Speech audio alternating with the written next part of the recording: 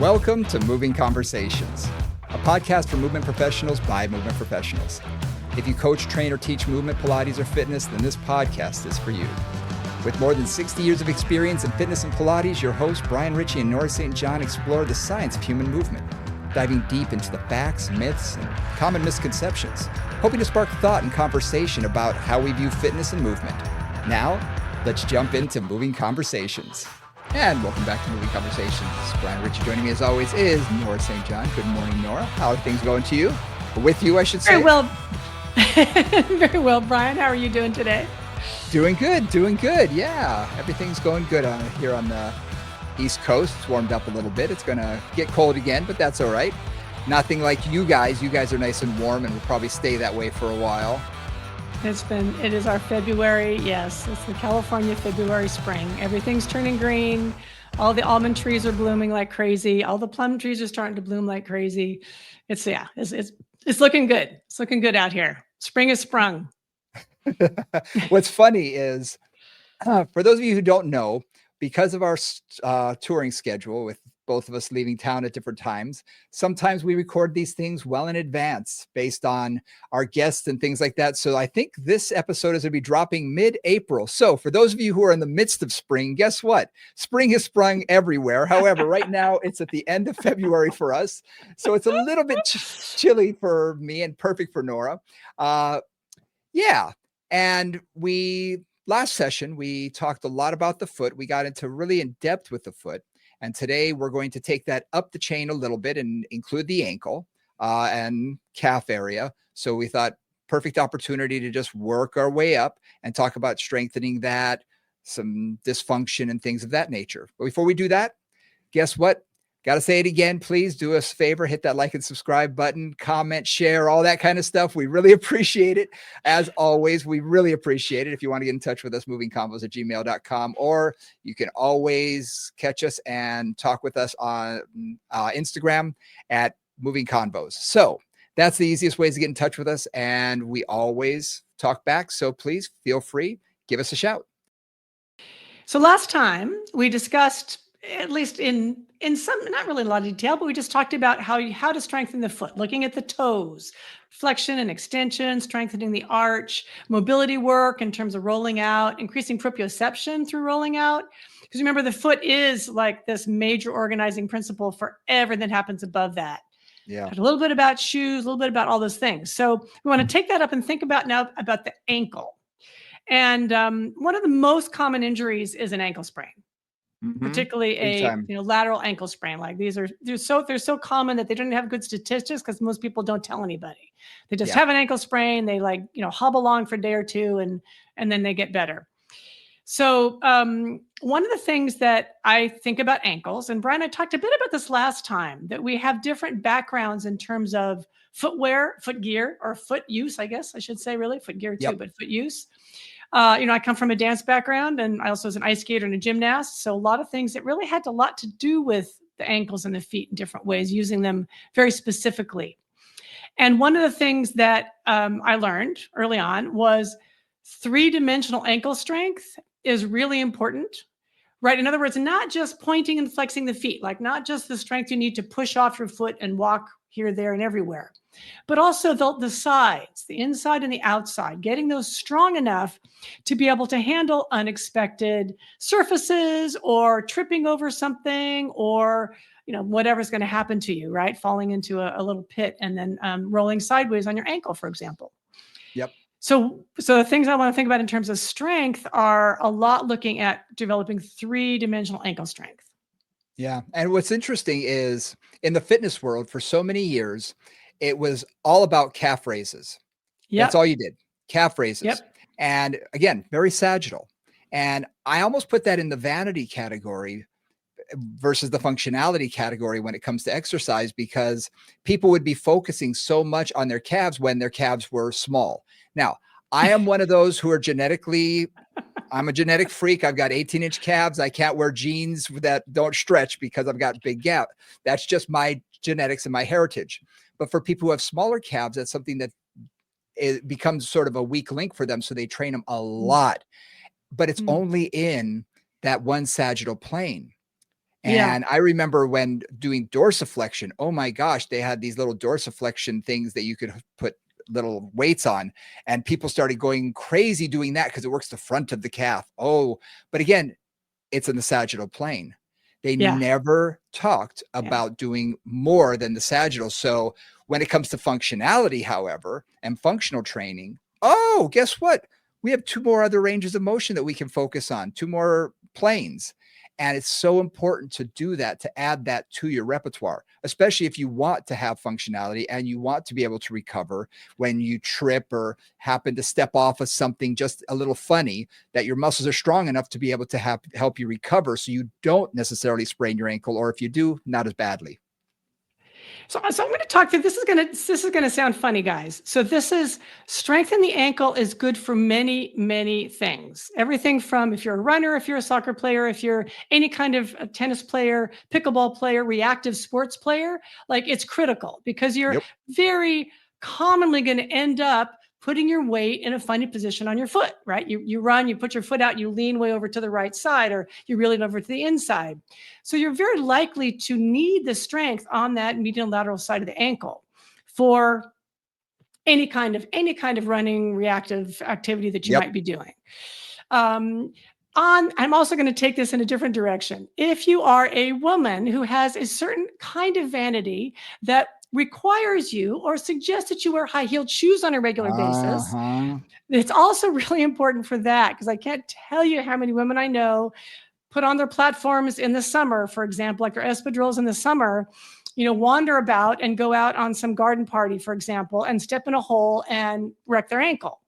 Yep. So it's also important for vanity on that side, like vanity for like calves looking good, but also vanity for being able to wear these bizarre things that we call high-heeled shoes that really don't provide a lot of ankle stability, especially if you've got a stiletto or something on. And So, what people I'm don't I'm realize, taking both stands there. oh, no. But that's so important. And the reason it is, I literally had a client go to a wedding, one of these Mhm. big weddings in Florida, that was on the beach, and Mm. everybody was in high heels. On the And so is sand. she. Oh, She's an not old woman, but she's older. She's over 50, and she doesn't wear high heels on a regular basis. So of course, she busts them out, wears them. And because they were on sand, they said, well, let's put down carpet. So they had oh these God. runners. Exactly. That was my first thought. Sand. This isn't going to On work. sand? Exactly. Yeah. So their heels didn't sink. They were just so wobbly. And you could Right. feel, she said, you could feel the undulation of the sand underneath. And Oh she yeah. fell. She Yeah. literally, a couple of steps and boom, she was on the ground. And it took her, a week and a half to recover from that because, Mhm. you know, and she could have been a lot worse. So Right. it is important to train those muscles, because how many people only wear high heels on that special occasion? They don't wear them on a regular Exactly. basis. So Right. they're basically not training that. So we got to kind of train for it. Right. So there we go. We've got multiple reasons now. We've got Yeah. vanity, we've got function, and we've got vanity. So we got three different options there. So with that in mind, like thinking about strengthening, again, honestly, heel raises are great. And Mhm. the reason I say that is because, again, when I started teaching Pilates and I realized how weak most people's feet and ankles were, like any of my clients who hadn't done something specific with their feet, which primarily meant gymnastics, dance, or martial arts, Yep. like they couldn't do a calf raise. They couldn't do a double leg calf raise with Yep. body weight. Like they couldn't, or they could, but they were wobbling like crazy. They had to hold on to something. They had no balance. And they could do maybe 5. And then they were Yeah. just like exhausted, or they could go like a quarter inch off the ground. They didn't have full range. So that was just like, oh, this is a really simple way just to get some basic strength going. So to Brian's point, like do calf raises. Oh, no point. Excuse me. No question. Calf raises are something that should be put into, especially my older clients. Yeah. One of the assessments that I do with every single person that comes in is, can they walk on their toes for 5 feet, 10 feet, whatever it is, you know, and can they walk on their heels? So it shows Yeah. me how much plantar flexion and dorsiflexion and what kind of control they have in those, because it's Right. important. So calf raises, I highly recommend definitely add those in because they do help, but don't only do calf raises. Right. Exactly. And the other piece of calf raises is I just call toe taps. We did toe taps last week with just tapping the toes, but this is really ankle taps, right? So dorsiflexion and just dorsiflexion. And this is another thing for almost all of my older clients. If I can get them to do it, is I say, hey, I want you to just tap your foot, not your toes, but your foot to, one chorus of your favorite song every day. Because they lose that. I mean, many people don't have a lot of dorsiflexion range of motion anyway. That's just, that's not that uncommon.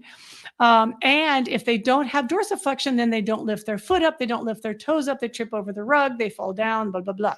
So I also want them to get not just calf strengthening with like toe raise or heel raises, but also little toe taps or foot taps.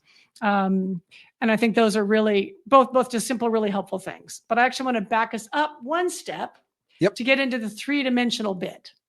Okay.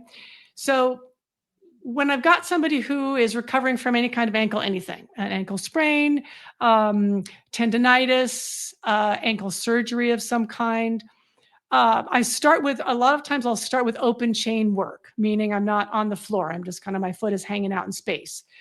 And you can do this seated. You can do this lying down with your foot up. You can do this even just lying down with your feet out, hanging out, just in a supine position.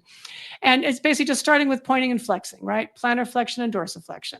Again, same thing working in the sagittal plane. Super simple. A lot of clients will get fatigued, mostly I find in their dorsiflexors. Just doing that even without resistance. Then the way to get into the lateral and medial ankle, this is my particular version. I do kind of a 6-way ankle. Brian's got a 7-way hip and I've got a 6-way ankle. Plantar flex the foot, and you all can do this with me because it doesn't take anything. Plantar flex the foot and then point the toes in. So going into inversion, and point the toes out, going into eversion. So you're just like basically winging the foot in and out while you're in plantar flexion.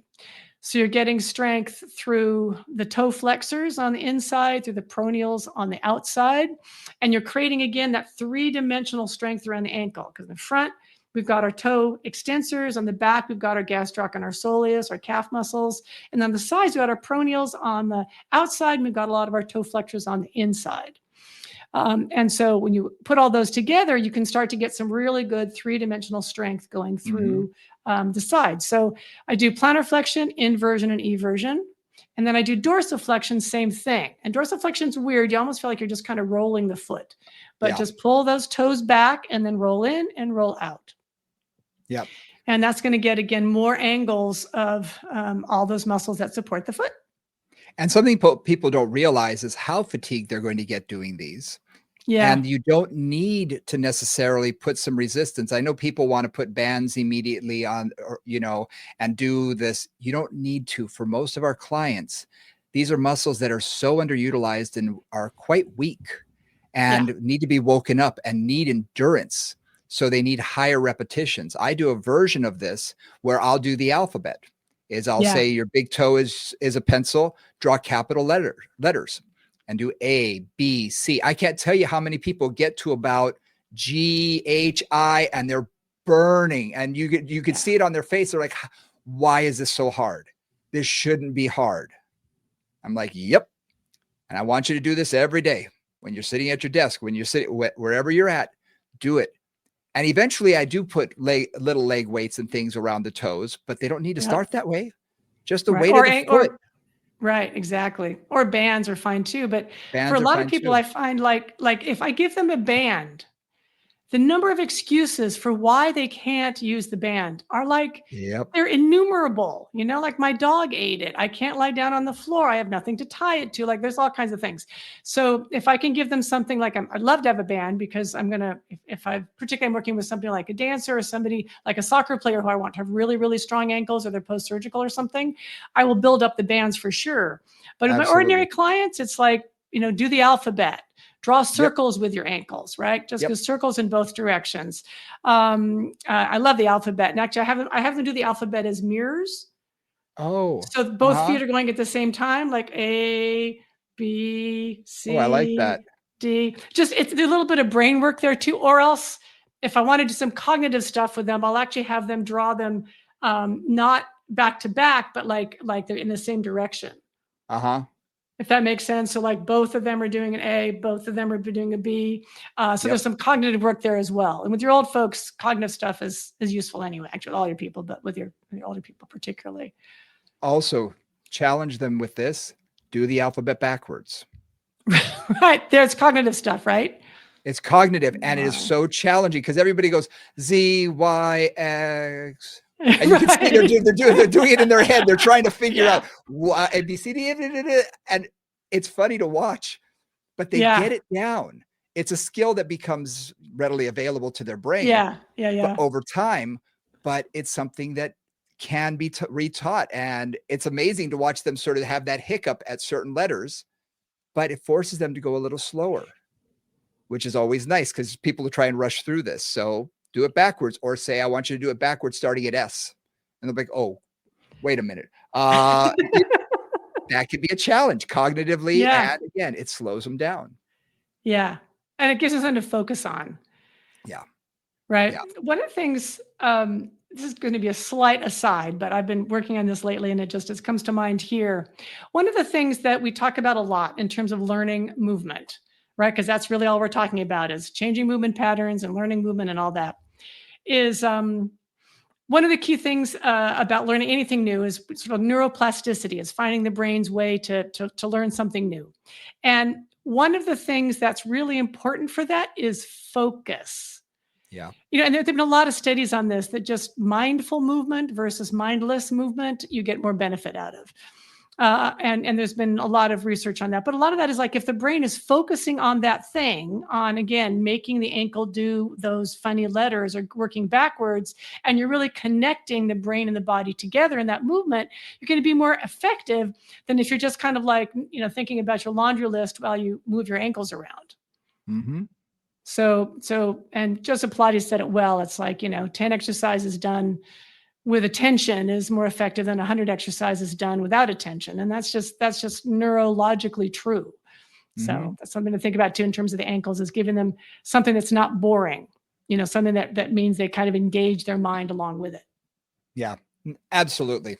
And I think that should be for all exercises, because we all get into ruts, even with our own workouts. And when we have a client that we've seen for 10 years, ruts do occur for everybody, and they stop focusing. So it's good to re-engage that from time to time and throw something completely new at them. So no, it's good to be reminded of that. Yeah. One thing that I often tell my clients that I'm working on with ankles with them is, if they happen to have a desk job and they're in a boring meeting, which, I've been in a few, I'm sure you have too. If you have, well, I'm sure you have. We all have. Everyone has. I say just like, cross your ankle over that knee, and then just, start saying, oh my God, this is the most boring meeting I have ever been in. Yep. Or, why will that person just please be quiet? Like, you can be obnoxious about it, but that'll bring focus. That's a negative side, but sometimes negative emotions will actually bring focus to things. That's another little funny side bit there.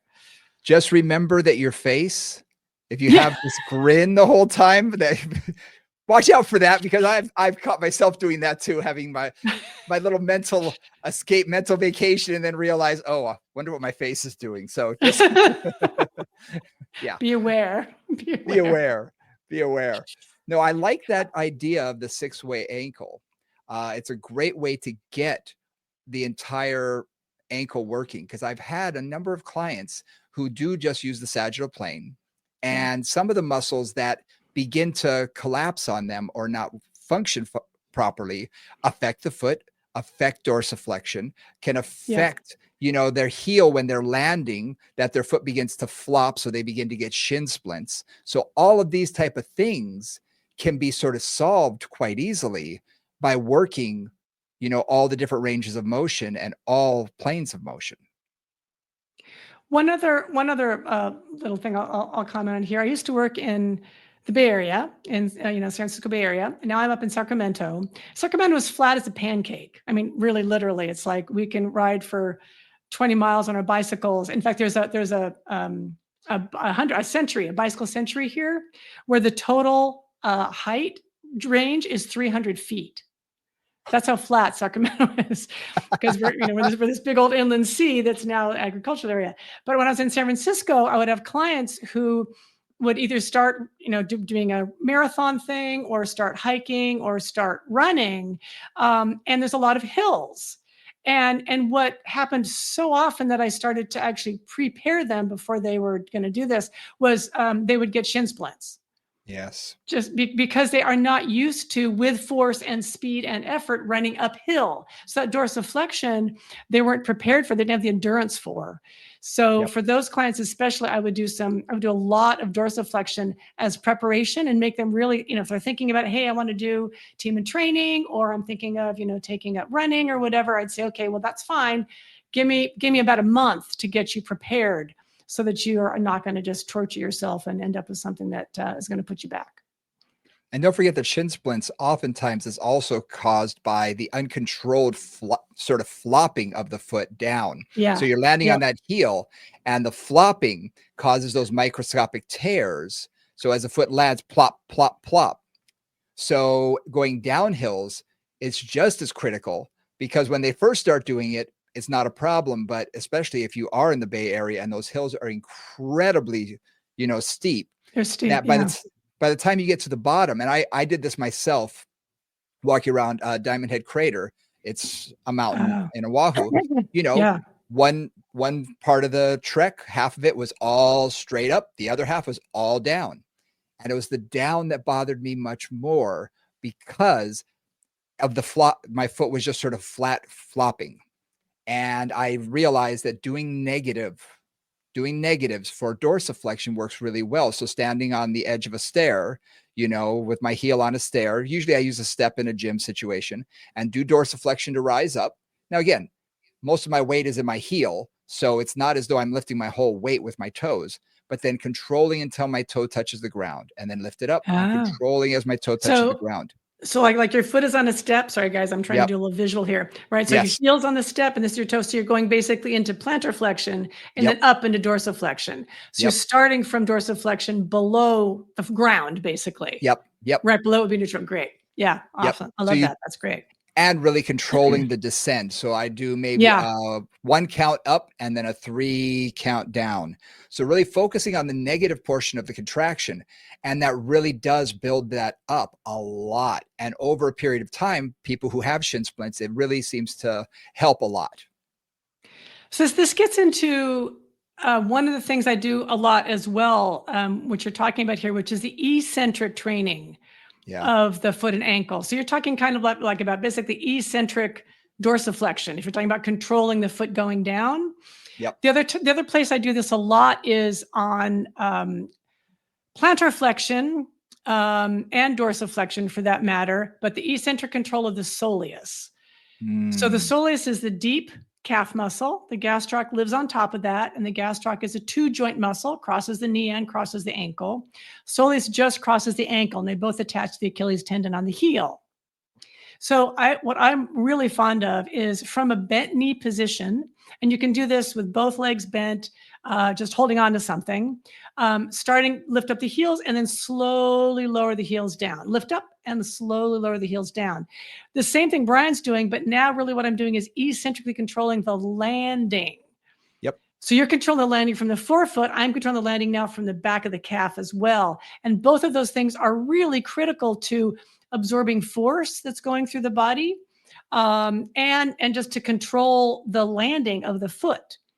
Right. So it's like if you think about landing from a jump or running, right? Running is basically you go forward, the foot lands, and then it has to control the going down. So you don't just like land and either smash the ball to your foot or smash your heel, whatever you're doing, but you kind of got that give and that ability to control that. So the eccentric phase, both of the dorsiflexion, which I love, and then also plantar flexion with bent knees for the soleus, I love as well. And something to think about when you're doing both of these, when you first start, you're going to notice a lot of chattering of the muscle. Yeah. Exactly. And it's not smooth. That non-smoothness are the smaller muscles that are not used to working. Our big muscles in general are used to controlling us and used to doing a lot that we ask it to do. But when you ask it to do something new like that, a lot of times the smaller muscles are saying, what the heck is, what are you doing to Right. me? Oh, Well, you want me to do huh? what? Huh? And it takes a little while, a week or two, and suddenly it becomes much smoother. Yeah. And that is the key. Once that happens, you know that all the muscles are waking up, because we're not Yeah. just talking about only the soleus, we're talking about Right. all of the flexors. They're Yeah. all working in that environment, because most of the flexors of the foot, don't cross the knee joint, just the gastroc does. So Right. we're doing the Exactly. soleus and the deeper muscles as well. So it can really benefit all the muscles to do that. I love that exercise. It's a great one. So thinking about both those things, and we're going in a direction, but we'll come back here to some other things. Um, One of the things that is really important for foot health is balancing this eccentric and concentric phase of both plantar flexion and dorsiflexion. One of the things that I found also from my clients with plantar fasciitis, which is really common, I'm sure somebody on this who's listening to this podcast has had it or knows somebody who has. Oh, yeah. What I often find is it's that many of my clients with plantar fasciitis have a weakness in the soleus. The soleus is incredibly weak, which both stresses, like if you think about how that's going to cushion that foot landing, that means it's going to also cushion or moderate some of that. I always think of it as that hammock tension of the plantar fascia, right? That it's Mhm. going to keep it from going like smashing down and smashing up and then creating that micro trauma in the fascia, right? If you've got that control of that landing, then that means that that whole fascial system is being moderated in a much more gentle way. Mhm. And I found for several of my clients with plantar fasciitis, when I really worked on that soleus, that eccentric soleus strengthening, that solved a lot of their challenges. I think it just balanced out the forces in the plantar fascia. About 10 years ago, there was a great article written in the New York Times, and Mm. it was based on a study where they talked about, eccentric versus concentric for plantar fasciitis. Because for a long time, people, a lot of physical therapists didn't want people to necessarily do that to avoid plantar flexion, calf raises and whatnot. But this Oh, article really took the other side of things and said, look, you need to load that. And one of the exercises, it was going into or going into, that plantar flexion, going into a toe raise or heel raise, I guess, technically. It's going all the way up with both legs and then doing the negative on one foot coming down. uh-huh. So you're really overloading the muscle, because we can handle about 40% more weight in an eccentric contraction than a concentric. So you may not be able to get all the way up on one leg, but you can get up on two, and then controlling that eccentric on the way down. And it was proven that that worked better for a lot of people than the traditional remedies. The traditional remedies do work, working the bottoms of the feet and all of that. They do work, but you also had to work the gastroc and the soleus. And Hmm. it worked like a charm. I had a client who's brought me the article and said, I want to try this. And I'm like, okay, well, let's give it a shot. And it cleared up his plantar fasciitis so much faster. And I thought, okay, there's something to this. And when I did a lot of the, reading of the research, it was pretty phenomenal seeing how it does help. Well, you think about myofascia, again, this is like, you can go back to one of our past episodes on fascia. The gastroc and soleus, the Achilles tendon, right? That connective tissue goes around the calcaneus, connects into the calcaneus, and essentially is continuous fascially with the plantar fascia. So if you don't have the give and take and the appropriate control farther up that chain where the real muscles are, because remember, fascia doesn't Mhm. have muscles. Fascia is just reactive in that sense. All right, if you don't have the control of those muscles, then that means the fascia is going to take more of that stress, and that's really, it's a continuity. It's not there's not plantar fascia and gastroc and soleus. It's one whole continuity. Yeah. And so you really want to work on that whole chain, and that's going to even out the forces, create a healthier fascia, and that will be more resilient to the daily poundings of flexing and stretching and releasing. Yeah. Yeah. No, I highly recommend it. I think it's a great way to do it. Focus on that eccentric as well as the concentric. The other thing that I always work on with this is getting clients able to, well, let's see, how would I say this? Able to two things, able to move in different directions, So for example, I usually do this seated with a wobble board. You can also just do this with a Mm, ball, but yeah. seated with like a little wobble board on a little ball, or even just with a round squishy ball. And just taking the ankle, not into big ranges, but going forward and back, and then going a little side to side, maybe making some little circles. So you're closed chain with the foot, but you're trying to kind of explore those different ranges of the ankle. Mhm. Again, against a surface. And a lot of times you'll find, especially after surgeries or some injuries, the clients really lose some of those ranges of motion. And sometimes that can be a way to regain some of those ranges of motion and get some strength at the same time. And it takes the gastroc out of it because in a seated position, the Yeah. gastroc isn't in a stretched position. It puts it Yeah. into a relative position of relaxation. So you get a larger range of motion oftentimes in the ankle in dorsiflexion. So if you Right. really have a client who's limited in dorsiflexion in a standing position, doing that in the seated position can be very, very beneficial. And exploring the different ranges of motion. I've used a Dynadisc, or I've used a piece of wood on a Dynadisc where you're Uh-huh. just, it's a little wobble pad, and just go forward and back, side to side. And what I like to do is both. I will do the Dynadisc with just their foot on it, with like their shoe or whatnot, and explore that because it's going to give them some buoyancy that's different. And then put a piece of wood on top of that and have them do the same thing, because now they have a different feeling and a different range of motion. They're not conforming to the buoyancy. They're on a hard surface, much like when we're walking or, throughout, Right. the rest of our Right. existence. Right. So I like to vary that, when working with clients, and it's easy to do. You just need a little, piece of wood to put on top of it. Right, a little 2x4 will do you. Will do Yeah. you just fine there.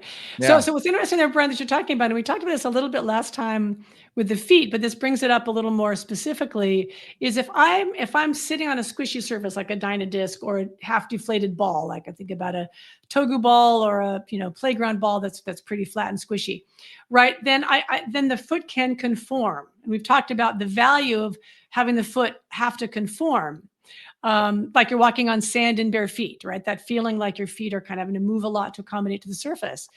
That's one skill. And that's a really useful skill to get a lot of those foot intrinsics and those deeper foot muscles active. However, to Brian's point, most people don't walk on an unstable surface or on a wiggly surface. They walk on concrete for the most part, or floors. And they walk in shoes, which limit their range of motion, their ability to conform to the surface underneath them. So, right, with that in mind, it's like it's really good to feel the difference in how the ankle has to support you when you're on a flat surface, you're standing flat on a wobbly surface, because that's going to really increase the range of motion necessary in your ankle, Yep. right, to accommodate like rolling in and out, for example. Whereas if you're on a flat foot on a wibbly surface, right, you can accommodate that much more easily, and it decreases the range of motion in your ankle. Yep. Does that make Yep. sense? Okay. Totally. Totally. No. And that's why I like to do it. And keep in mind, we're not separating the foot from the ankle right now. We are actually bringing them No, together because absolutely. they do go together. So when we're talking about working the intrinsics of the foot, we're also talking about working the ankle. We're talking about working all the muscles of the entire calf, because all of them work together. We're Mhm. not, it's not like doing a bicep curl that we're only trying to get the bicep. Even that works a lot of other muscles. That does elbow flexion.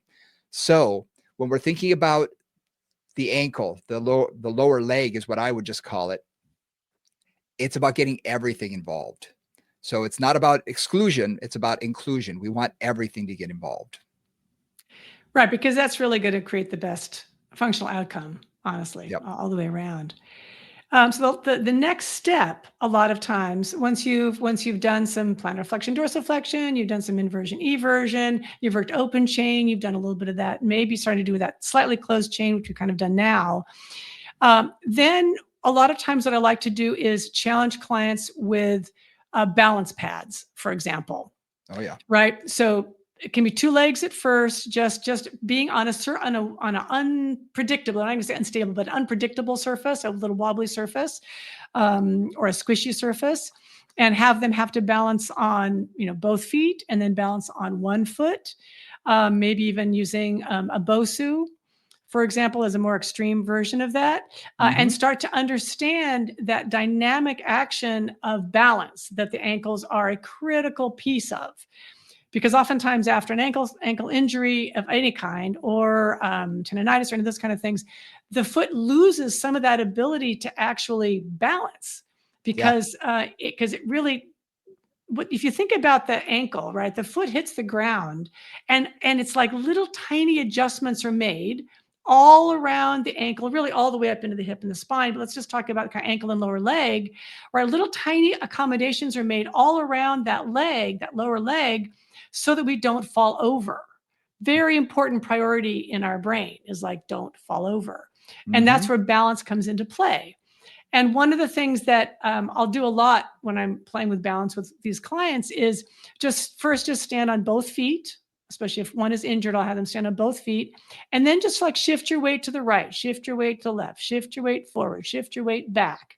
So just getting used to that and making it kind of dynamic. And I'll say like make a little circle around your feet, and then go in the other direction. So just playing with how the weight has to change and accommodate, and how all those muscles have to fire in a tiny way in an appropriate timing to keep yourself centered. Yeah. I'm also going to recommend, in my facility, we probably have 10 to 12 different types of balance tools when it comes to even things like squishy pads.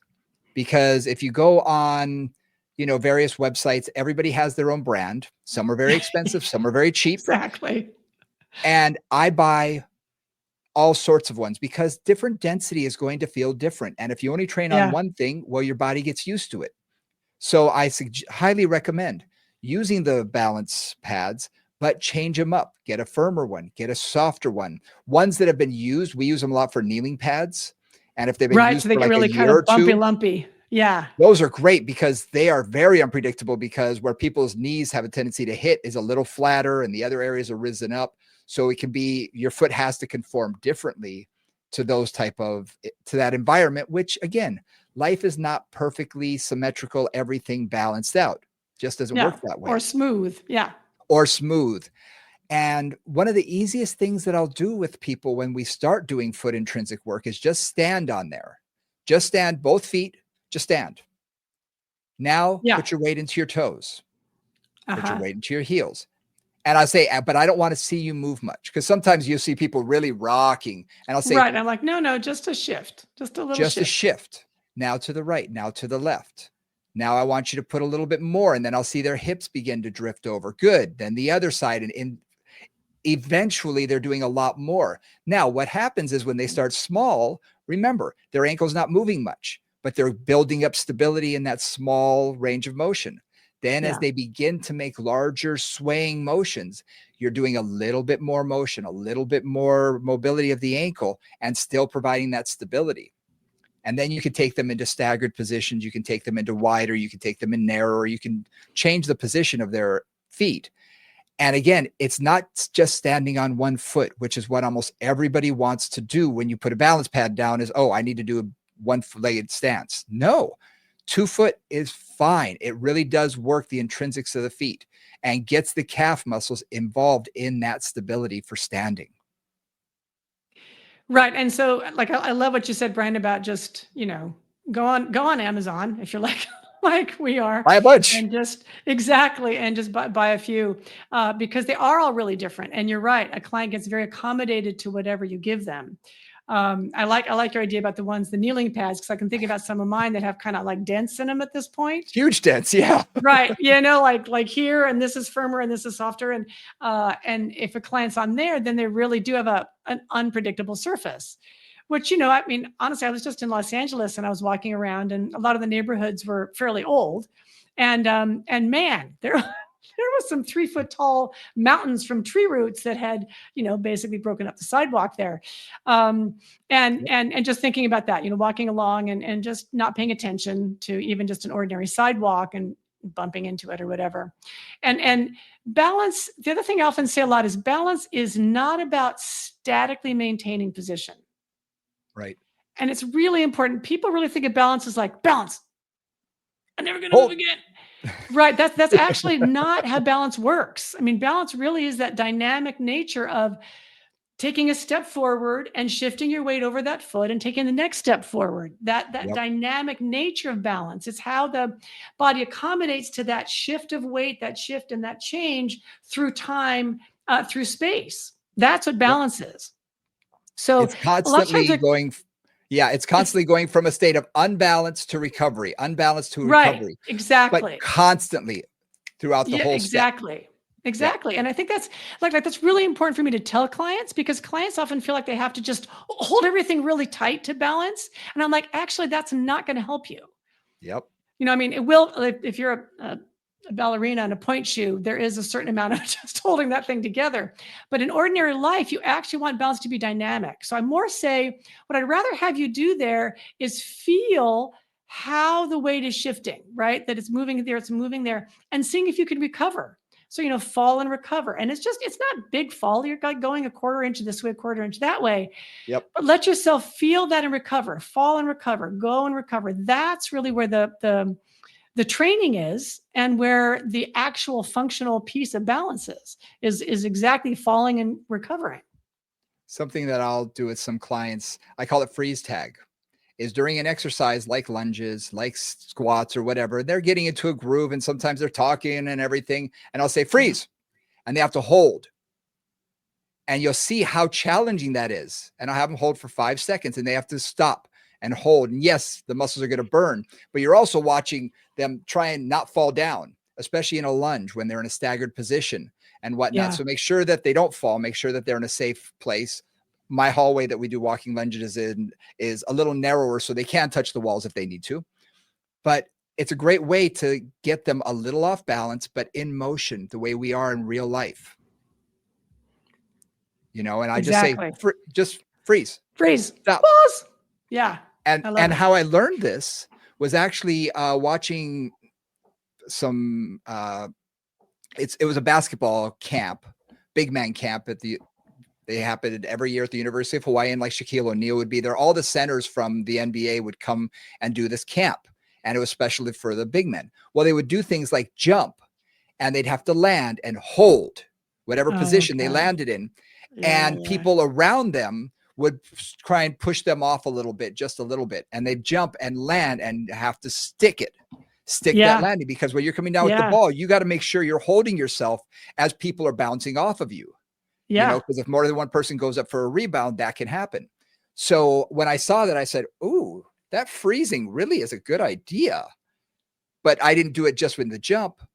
I wanted to make sure it was in all forms, because our feet are never exactly perfectly parallel and perfectly in line. Everything. So just keep that in mind, is you can challenge them and it can become fun. Yeah. So next piece there too, thinking about what you're just talking about, is the other thing I often do a lot with ankles is things like taking a lunge, or taking basically just a split stance, like one foot's forward, one foot's back, and just pushing up off that back foot and coming back Mhm. down, pushing up and coming back down, and really getting that understanding of the mechanics of how that heel lift, again, tensions the whole back system to push your pelvis forward and come back. And just playing Mhm. with little shift weight, forward, back, slowly first, and then quicker and quicker and quicker, forward and back. Things like that. So I do the same thing side to side, where I'll have just somebody, like, in a very simple way for the ankles, especially for my reactive sports people, like you're standing on both legs. Now, stand on the right leg and bring your left foot to it, right? Just like little toe taps. And I'll have them do it slow, and I'll have them do it faster and faster and faster.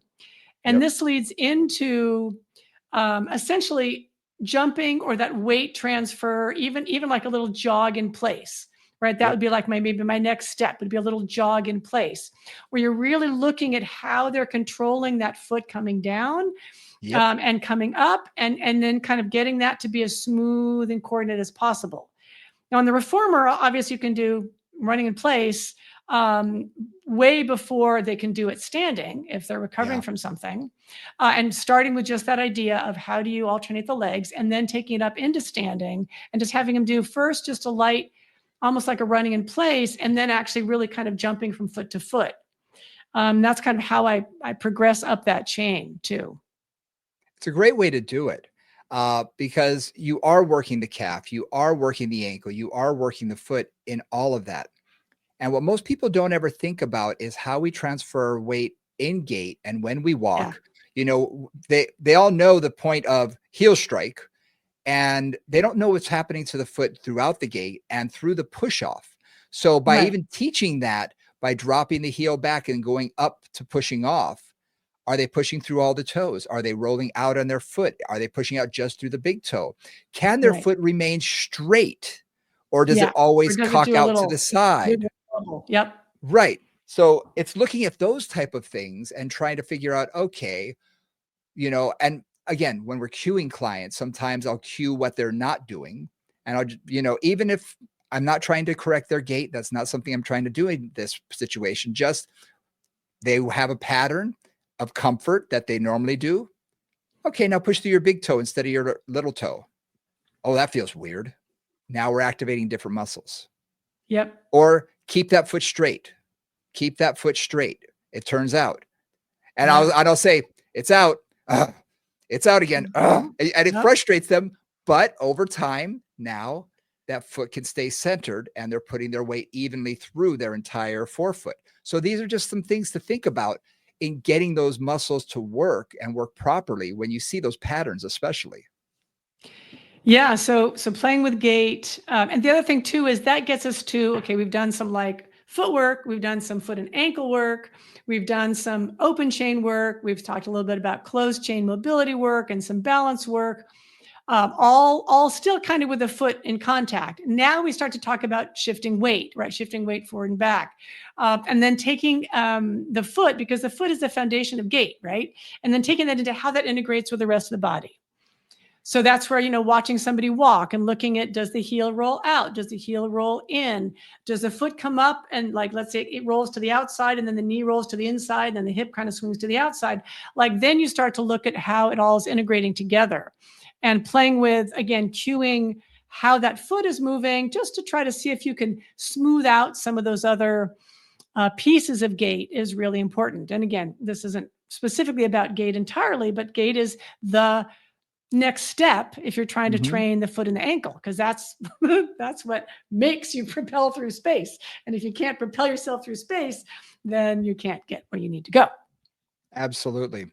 Now, when it comes to talking about gait, I'm going to put a caveat here. Okay. Yeah.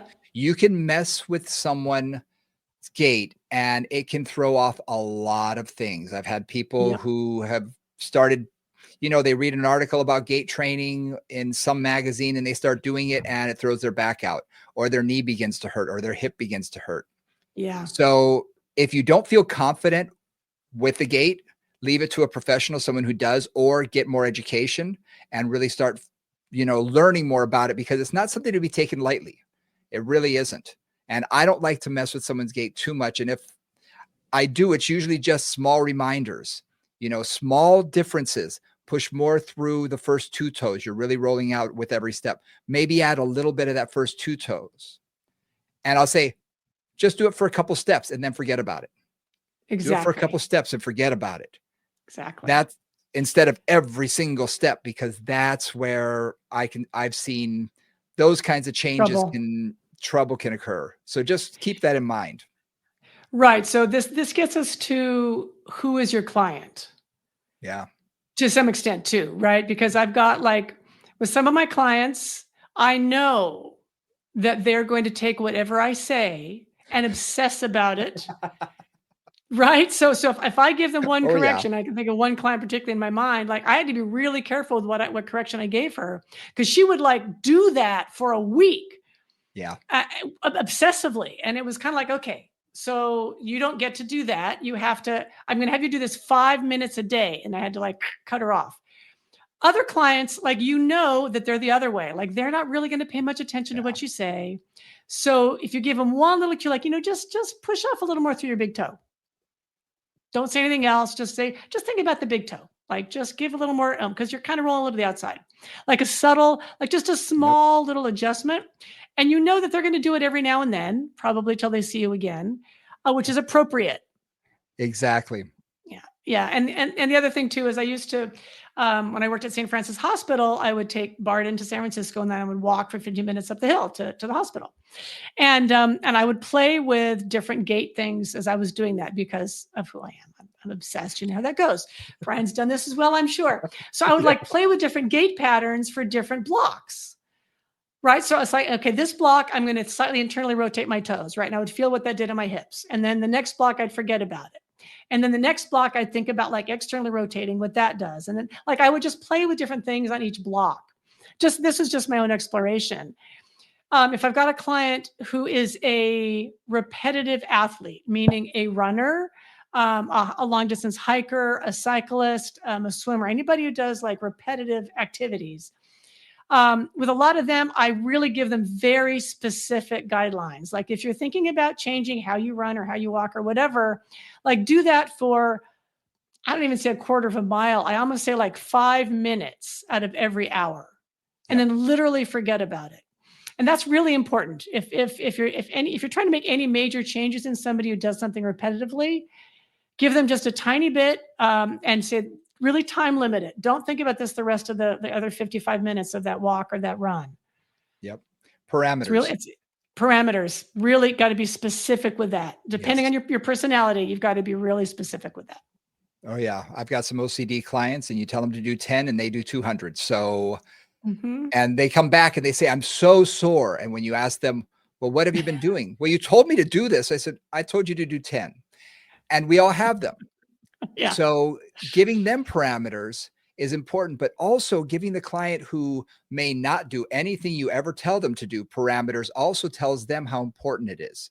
So they say, Right. oh, okay. So, all right, this must mean something. It's not just, yeah, whenever you think about it, do it, because they're not going to think about it. Right. Be specific. Do 10 of Be these. Do specific. 10 of these when you're making your coffee. Like I Yep. always, yeah. Yeah. Yeah. Yeah. So I like the thought of, starting with the open chain and Hmm. going from open chain movement to partial closed chain. And when I say partial, seated, you know, Uh-huh. I like doing the seated things with the ankles because again, it shortens the gastroc. So you're not Yeah. limited as to dorsiflexion. So it's a great way to wake up the dorsiflexors. And even if you're just doing toe taps over something, or whatever, those are great type of exercises and they can do them at their desk. It doesn't matter. It Yeah. really doesn't matter. And then getting them into the closed chain where they are in a standing position and waking things up that way. I love the progression of taking it from an easy open chain and taking it through the more difficult closed chain. Because I think too many of us have a tendency to want to do the hardest things first. And I was just working with a client this morning doing calf raises, that 10 calf raises. Oh my gosh. It was as though they'd never done that a day in their life.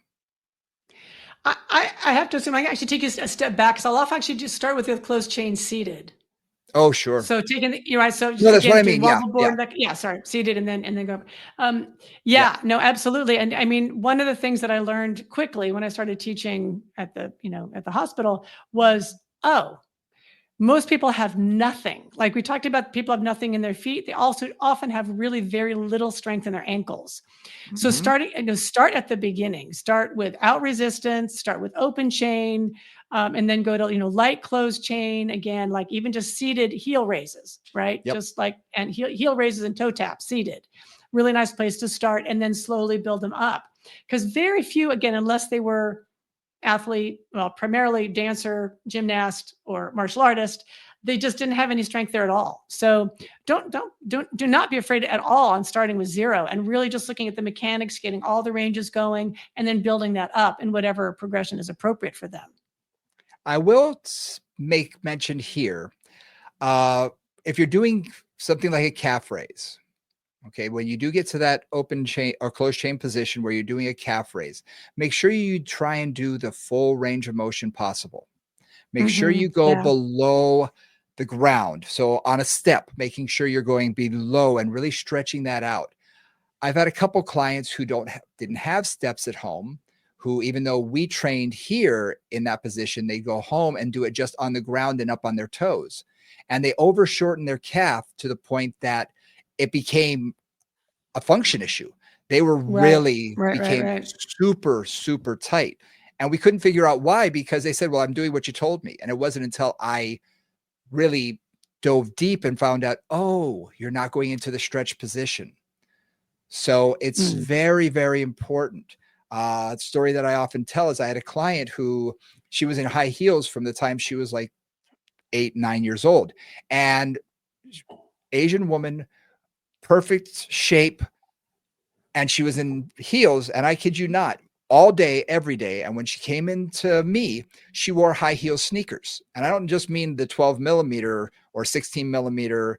I'm talking about high heeled sneakers. I've never seen those before. This was way back in the day. And I said, why don't you take off your shoes and let's just see? And her heels couldn't touch the ground. Right. She had over-shortened so much that for her, being in heels 14, 16 hours a day, did that. And with clients who are doing just calf raises and stopping at the floor and not going into that deep stretch, they can begin to overstrengthen that and shorten the tendon, and it can cause some functional issues. So just keep that in mind when doing calf raises and trying to train the ankle. We want to go into dorsiflexion. And we don't always, this is funny. I'm thinking this is funny. We don't always end with mobility, right? For many things, we start with mobility. And in this case, we're ending mobility. Mobility is a critical piece. So thank you for bringing that up, because we really kind of ignoring that. And there's many clients too, who that's just the challenge, is it's just, they don't have the mobility in their calf, and that's putting stress through the whole chain, and that can lead to plantar fasciitis. That can lead to other issues as well. So again, it's not always just strength, but I often will start there, but it can also be mobility. Yeah. And if they don't have dorsiflexion, which a lot of my clients don't, then they've really got to work on getting that. I love that negative stretch idea. So even starting with like a little something under the ball of their foot, like even just a little pad under the ball of their foot. So when they do their heel raise, they go up, but they go down into that. I'm going to start in fact, there's a client I'm going to start using that on, because she's super tight in her Achilles and super short in her dorsiflexion. Is just not have a lot of range of motion. Yeah. We covered a lot today. Again, we often do. We always say, oh, this might be a short one, but there's so much to be said. And when we did the foot, we originally had said, oh, this will be an easy one.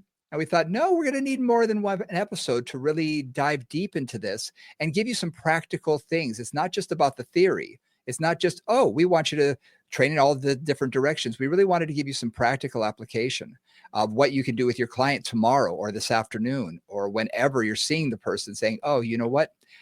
Let's focus on this. And again, I can't recommend this highly enough. Anybody over the age of 60, really start focusing on dorsiflexion, because they're going to lose it. Almost every one of my older people do. So really make that a priority to get that mobility into dorsiflexion, because it really is going to help prolong their life and help them lengthen their stride, so they their world doesn't get smaller and smaller and smaller. Yeah. Keep them safe too from falling. Big time. Tripping and stuff. Yeah. Well, thank you guys very much for joining us. We had a lot of fun today talking about this topic. You can always reach out to us if you have a topic that you'd like to discuss. movingconvos@gmail.com. I love checking out the emails when they come in. And if you have any questions or a topic you'd like to hear us talk about, please send it our way. Hit that like and subscribe button. Do comment, do share, do all of those things. We really appreciate it. And also check out our Instagram at Moving Convos. We'd really appreciate it. And for Nora St. John, I'm Brian Ritchie. We'll see y'all next time. Bye, guys.